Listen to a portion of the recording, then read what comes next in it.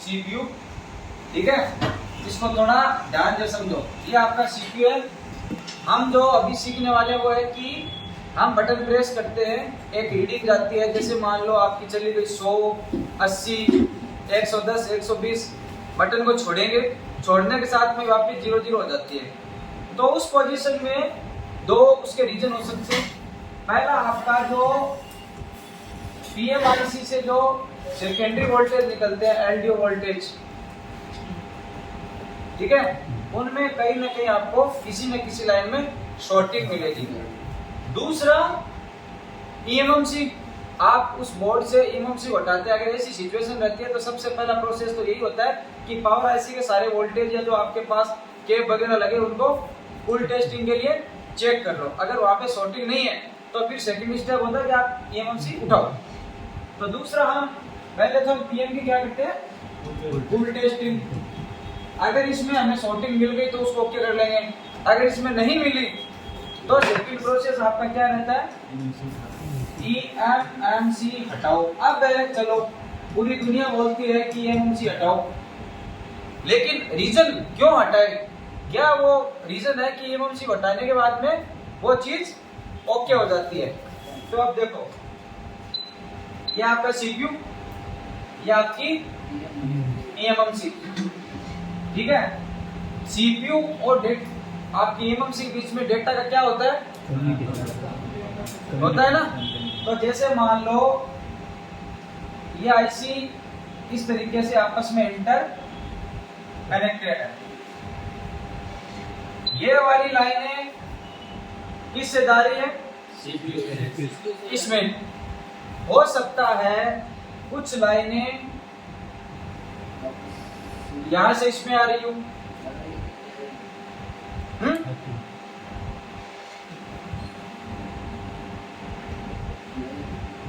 हो सकता है ना।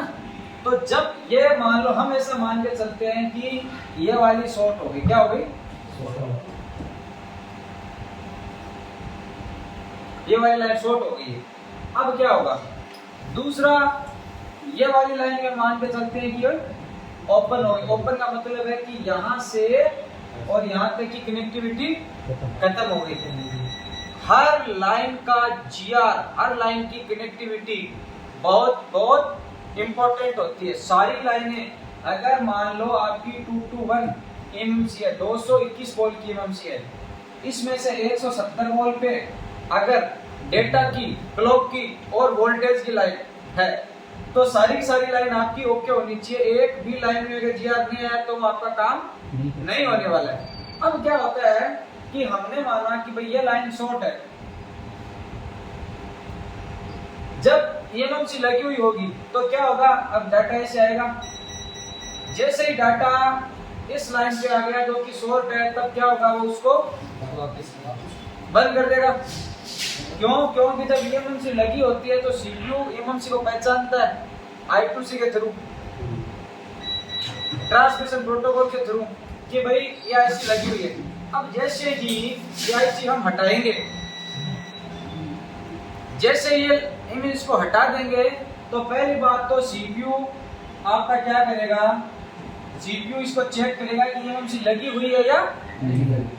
अब उसने चेक किया है ही नहीं, तो अब ये इसके साथ वर्किंग करेगा क्या, इसके साथ वर्किंग नहीं करेगा तो डाटा का आदान प्रदान होगा क्या, डाटा का आदान प्रदान है। ये जो शॉर्ट है, या जो आपकी हो सकता है कि ये ओके था और EMMC अंदर से शॉर्ट थी, अंदर से शॉर्ट थी, तो जैसे इस पे लगती तो ये वाला बोर्ड शॉर्ट होता, ये शॉर्ट होने के साथ में CPU भी शॉर्ट होता नहीं होता। तो जैसे ही आपने उस EMMC को हटाया, हटाने के साथ में ये चाहे शॉर्ट हो या ना हो, डेटा का आवागमन बंद हो गया। डेटा का आवागमन बंद हो गया तो अब ये एक तरीके से निर्जीव है, इसका कोई अभी फिलहाल रोल नहीं है, और CPU अपना काम करेगा तो वो आपको एम्प्टी के पोर्ट दिखा देगा। समझ रहे हैं आप मेरी बात। तो इस तरीके से EMMC को हटाने के बाद में वो आपका स्टक हो जाएगा। क्यों, क्योंकि उस समय EMMC शॉर्ट थी, शॉर्ट हमने उसको बाहर निकाल लिया। यही रीजन है कि आपकी जब EMMC बाहर निकाल लेते हो आप तो फिर क्या होता है, वो वर्किंग पोजीशन में आ जाता है। वर्किंग बोले तो ऑन तो नहीं है, लेकिन आपका किसी से कनेक्ट होना स्टार्ट हो जाता है या स्टक हो जाता है। और जो आपकी रीडिंग 80 से 00 आ रही थी, अब वो 80 की 80 पे स्टक हो जाएगी। ठीक है, इसको बोलते वीडियो।